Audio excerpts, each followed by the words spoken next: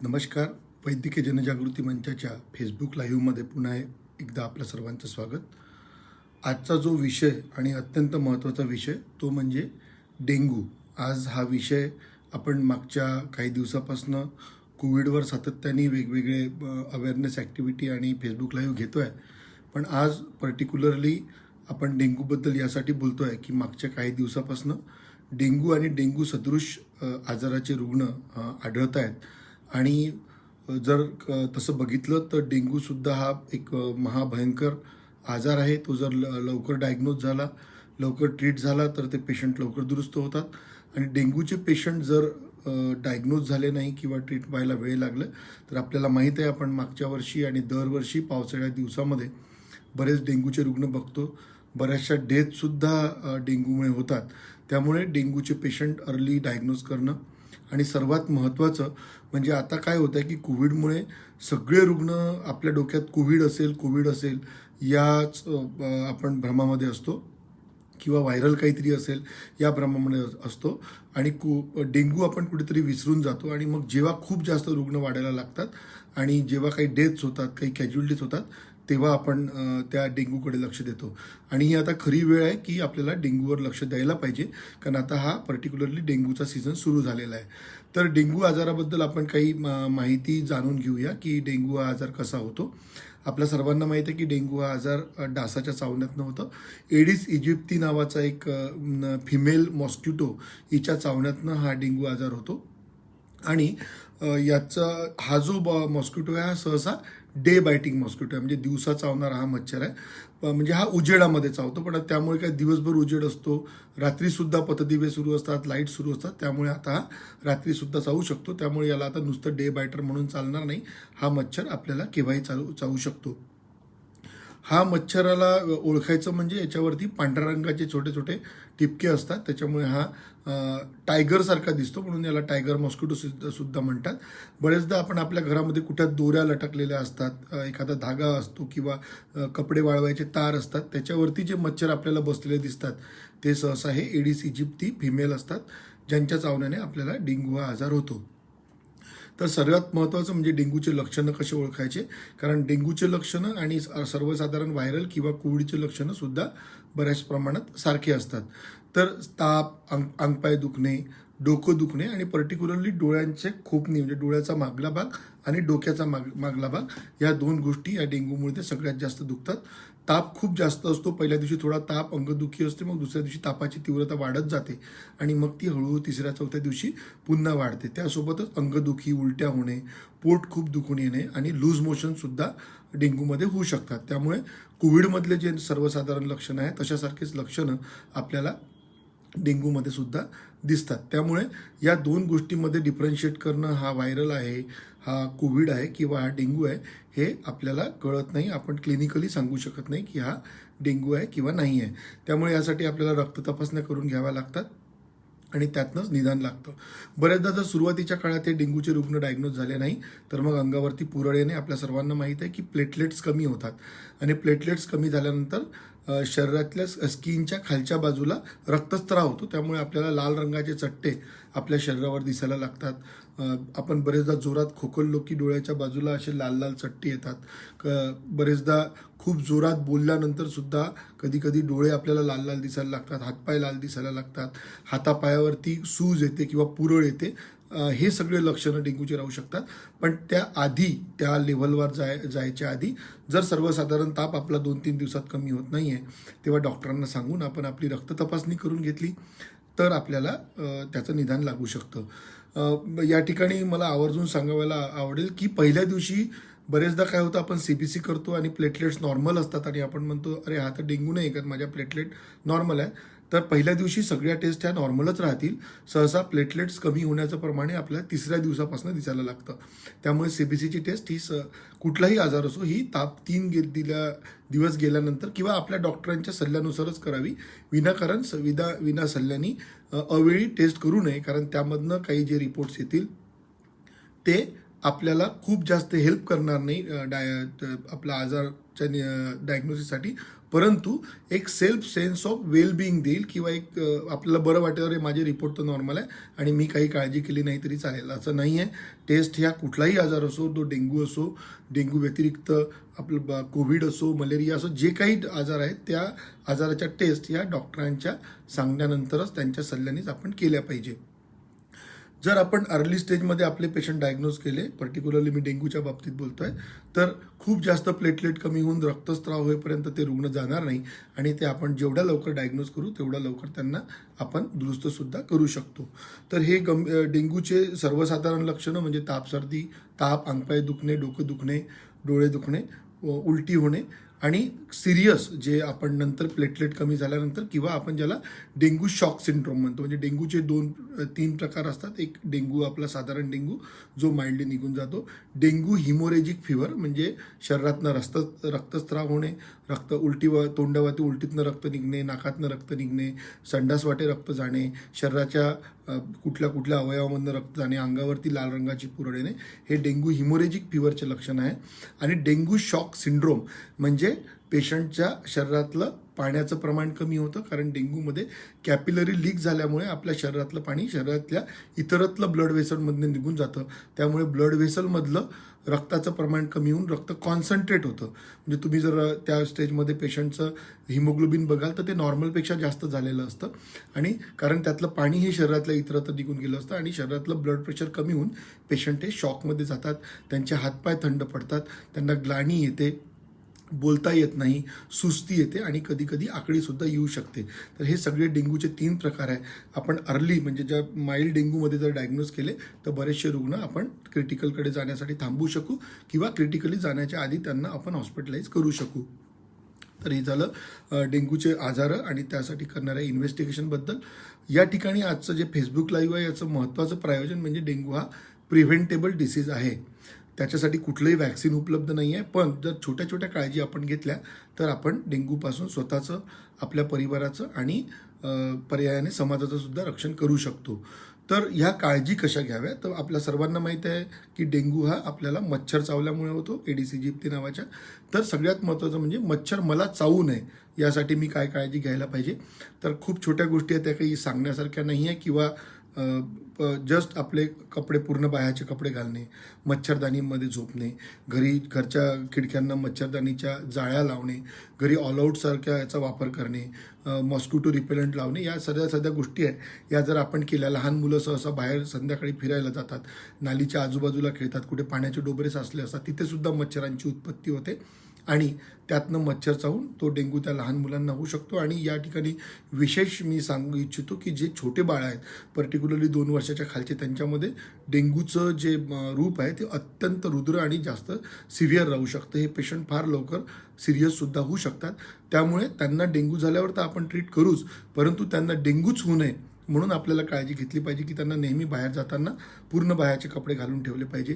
त्यांना अंगाला कुठल्या ओडोमॉस किंवा मॉस्किटो रिपेलंट जे काही क्रीम्स येत असतील ते लावून मुलांना आपण बाहेर खेळायला पाठवलं पाहिजे. मास्क तर आपण वापरतोच आहे, पण ही सुद्धा काळजी घेतली पाहिजे, कारण आता कोविडचं प्रमाण फॉर्च्युनेटली कमी झालेलं आहे, पण डेंग्यूचे रुग्ण सातत्याने मागच्या काही दिवसापासून वाढत आहेत. तर डेंग्यूच्या प्रिव्हेंशनसाठी आपण स्वतःची काळजी काय घ्यायची त्याबद्दल आपण बघितलं. आणि दुसरं म्हणजे की डेंग्यूच्या मच्छरांची उत्पत्ती रोखणे.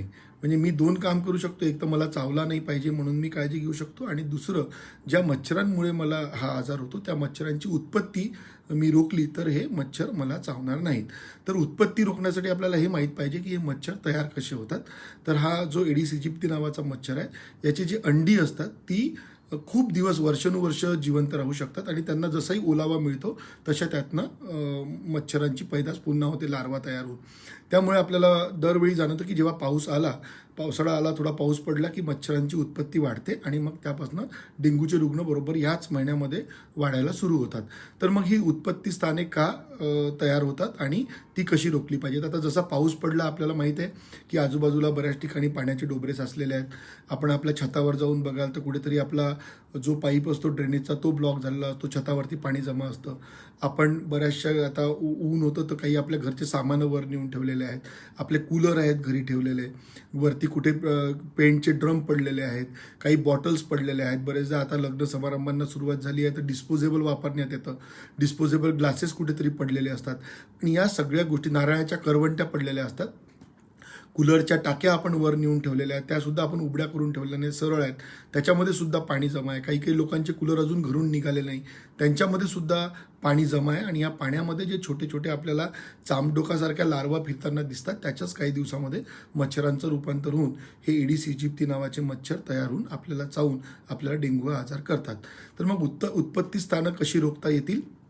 आपल्या छतावरती जिथे जिथे आपल्याला जाणवत असेल की पाणी जमा होत आहे, ते पाणी वाहतं केलं पाहिजे. माझ्या घरचं जर आपल्या घरी कुठे ड्रम ठेवले असतील, पेंटचे डब्बे पडलेले असतील, कूलरच्या टाक्या ठेवल्या असतील, त्या उघड्या करून ठेवाव्या, जेणेकरून त्याच्यामध्ये पाणी साचणार नाही. कुठे डिस्पोजेबल ग्लासेस पडले असतील, नारळाच्या करवंट्या पडल्या असतील, तर त्या जमिनीमध्ये गाडून टाकाव्या, जेणेकरून त्यांच्यामध्ये पाणी जमा होणार नाही. तर पाणी एका ठिकाणी जमा होणार नाही याची काळजी घ्यायची आहे. आपल्या घरासमोर रांजण असतात, आपण गाई गुरांना पाणी पाजण्यासाठी ते रांजण ठेवतो, किंवा असे काही जागा टाक्या असतात म्हणजे आपण रुटीन वापरासाठी जे पाणी वापरतो, त्या टाक्यासुद्धा आपल्याला आठवड्यातून एकदा कोरड्या करायच्या आहे, त्याच्यामध्ये चुना मारायचा आहे आणि मग त्यात पाणी पुन्हा भरायचं आहे. तर ह्या टाक्या कोरड्या का करायच्या, याला एक कोरडा दिवस नावाचा कन्सेप्ट आहे की हे जे मच्छरांची अंडी आहेत किंवा लार्वा आहे, यांना जर आठवड्यातनं एक दिवस तुम्ही पूर्ण ड्राय ठेवलं तर ह्या मरून जातील किंवा त्या डॉर्मन स्टेजमध्ये जातील. आणि म्हणून त्या ज्या टाक्या जिथे आपल्या मच्छराची उत्पत्ती आहे, त्याला जर आपल्याला आठवड्यातून एकदा कोरडं केलं, त्यांना पूर्ण ड्राय केलं, तर त्या मच्छरांची लाईफ सायकल ही तुटेल. त्यांची जीवनक्रम आहे त्याला एक दिवसाचा हॉल्ट मिळेल आणि त्यामुळे सुद्धा त्या मच्छरांची उत्पत्ती थांबेल. तर आपल्या खेड्यामध्ये बरेचदा गावामध्ये दवंडी पिटवली जाते की शुक्रवारी हा कोरडा दिवस पाळतात, कारण बऱ्याच ठिकाणी शुक्रवारी पाण्याचा पुरवठा हा नसतो, म्हणजे नगर परिषदद्वारे म्हणा किंवा ग्रामपंचायतद्वारे म्हणा.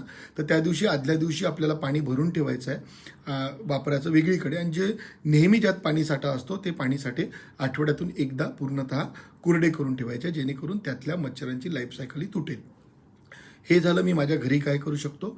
मग मला माझ्या परिसरात काय करायचं, कारण परिसरात सुद्धा बऱ्या प्रमाणात खूप मोठ्या प्रमाणात मच्छर उत्पत्ती होते. त्यासाठी आपल्या ज्या आजूबाजूला जर कुठे पाण्याचे डोबरे साचले असतील, ज्या आपल्या घरासमोरच्या सार्वजनिक नाल्या आहेत त्या तुंबलेल्या असतील, तर त्या नाल्या आपल्याला वाहत्या करायच्या आहे. त्याला एक काडी टाकून आपल्याला वाट बघायची नाही आहे की नगर परिषदचे कर्मचारी येतील आणि मग माझ्या नाल्या साफ करतील, कारण उद्या डेंग्यू झाल्यानंतर त्याची ट्रीटमेंटही आपल्याला करायची आहे आणि त्याचा जो आर्थिक भार आहे तो आपल्यावरच पडेल. त्यामुळे आपली काळजी आपल्यालाच घ्यायची आहे. त्यामुळे आपल्या नाल्या, आपल्या घरासमोरच्या नाल्या असतील त्या आपण कोरड्या करायच्या आहे. कुठे पाणी साचलं असेल तर तिथे माती टाकायची आहे. आणि असे जे डोबरे जे खूप मोठे आहेत आणि ज्या ठिकाणी आपण माती टाकून बुजवू शकत नाही, त्याच्यावरती क्रूड ऑइल, आपल्याला माहिती आहे आपल्या सगळ्यांच्या गाडीतलं ते जेव्हा ऑइल आपण चेंज करतो तेव्हा एक काळं ऑइल आपला जो मेकॅनिक जो पडलेला असतो त्याच्याकडनं घेऊन या आणि ते जे क्रूड ऑइल आहे ते त्या मोठे मोठे जे साठे आहेत किंवा पाण्याचे मोठे मोठे जे तलाव तयार झालेले आहे आपल्या आजूबाजूला, जे पाणी वाहतं नाही आहे, तुंबलेलं पाणी आहे, त्या ठिकाणी जर आपण एक 2-3 टोकर हे क्रूड ऑइल टाकून दिलं तर काय होईल की त्या क्रूड ऑइलची एक लेअर तयार होईल त्या पाण्यावरती. त्या पाण्यावर लेअर तयार झाल्यामुळे त्याच्या खालचे जे अंडे आणि ज्या लार्वा आहेत मच्छराचा, त्यांना ऑक्सिजन मिळणार नाही आणि ते आतल्या आत मरून जातील आणि पर्यायाने त्या मच्छरांची उत्पत्तीसुद्धा थांबेल. तर मला सगळ्यात पहिले मला डेंग्यूचं लक्षणं आढळले, ताप सर्दी खोकला काही असेल तर मला डॉक्टरांना दाखवायचं आहे. कुठलाही आजार या दिवसामध्ये अंगावर काढायचा नाही आहे. डेंग्यू आजारामध्ये ॲस्प्रिनसारख्या गोळ्या किंवा कुठल्याही व्हायरल आजारामुळे आम्ही वारंवार सांगतो की ॲस्प्रिनसारख्या गोळ्या ह्या आपल्या मनाने घेऊ नका. घरचा उपचार म्हणजे फक्त पॅरासिटामॉल आणि पॅरासिटामॉलची गोळी ताप आणि अंगदुखीसाठी घ्यायची आहे. बाकी कुठलेही पेन किलर घ्यायचे नाही. बाकीचा जो आपला औषधोपचार आहे तो आपल्या डॉक्टरांच्या सल्ल्यानेच करायचा आहे. ताबडतोब दवाखान्यामध्ये जाऊन डॉक्टरांचा सल्ला घेऊन आपले जे काही डॉक्टर असतील त्यांच्याकडे किंवा प्राथमिक आरोग्य केंद्र ज्या ज्या हेल्थ फॅसिलिटी आपल्याला उपलब्ध आहे तिथे डॉक्टरांना दाखवायचं आहे. आपल्या रक्ताची तपासणी करून घ्यायची आहे आणि आपल्याला जर वाटत असेल तर डॉक्टर आपली डेंग्यूची सुद्धा तपासणी करून घेतील.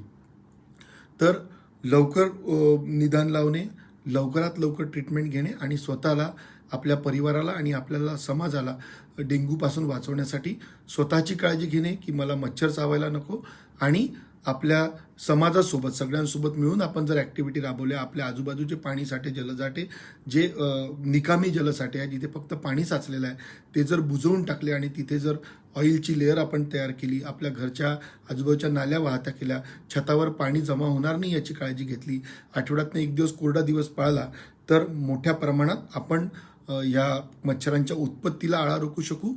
मच्छरांची उत्पत्ती जर कमी झाली तर पर्यायाने समाजामधील येणारे मच्छरसुद्धा कमी होईल आणि मच्छरामुळे होणारे डेंग्यू, मलेरिया, चिकनगुनिया सारखे आजारसुद्धा ते कमी होतील. तर कृपा करून काळजी घ्या, सशक्त राहा, चांगलं अन्न घ्या, चांगलं खा, चांगले ताज्या फळभाज्या खा, जास्त विनाकारण स्वतःच्या मनाने औषधोपचार करू नका. काही वाटलं तर लवकर डॉक्टरांकडे जाऊन तपासणी करून घ्या, रक्त तपासणी करून घ्या, जेणेकरून आपण आपल्याला आणि आपल्या परिवाराला या आजारापासून वाचवू शकू. या ठिकाणी मला डॉक्टरांना सुद्धा एक सांगायचं आहे की मागच्या ह्या 2-3 महिन्यापासून आपण कोविड करून आपला बरेचदा काही आजार बऱ्याचदा लक्षात येत नाही. तर आता पाणीसुद्धा दूषित झालं आहे. त्याच्यावर एक फेसबुक लाईव्ह आपण 2 दिवसांनी घेऊच. आज आपण कीटकजन्य आजाराबद्दल बोलतोय, आपण जलजन्य आजारावर सुद्धा बोलू. कारण आता लग्न समारंभ सुरू झाल्यामुळे लोकांमध्ये पाण्यामुळे होणारे आजारसुद्धा फोफावत आहेत. तर कीटकजन्य आजारांचा सुद्धा विचार पेशंट बघितल्यावर करावा. कारण आता बरेचसे डेंग्यूसोबत कीटकांमधनं होणारे स्क्रब टायफस सारखे आजारसुद्धा काही दिसतील. आपल्याला आठवत असेल की काही दिवसाआधी स्क्रब टायफसने सुद्धा बऱ्याच रुग्णांचा मृत्यू झाले होते मागच्या वर्षी. आणि आता शेतात कामं सुरू झाले आहेत, लोक अनवाणी पायांनी शेतामध्ये फिरत आहेत, शेतातल्या चिखलामध्ये कीटक आहेत, या कीटकांच्या चावण्यानी सुद्धा आपल्याला स्क्रब टायफस सारखे आजार होऊ शकतात. त्यामुळे कोविडचा तर विचार करावाच, पण कोविडचा विचार डोक्यात असताना असे सुद्धा आजार जे आपण वर्षोनवर्ष पाहतो आहोत ते सुद्धा या पावसाळ्याच्या दिवसामध्ये डोकं वर काढतील आणि त्यामुळे सुद्धा रुग्ण बाधित होतील. आणि त्या दृष्टीने त्यांच्यावर लक्ष देऊन त्यांचा व्यवस्थित तपासण्या करून औषधोपचार करणे सुद्धा कोविड मॅनेजमेंट एवढेच महत्त्वाचे आहे. तर चांगले व्यवस्थित राहा, आपली काळजी घ्या, आपल्या परिवाराची आणि आपल्या समाजाची काळजी घ्या.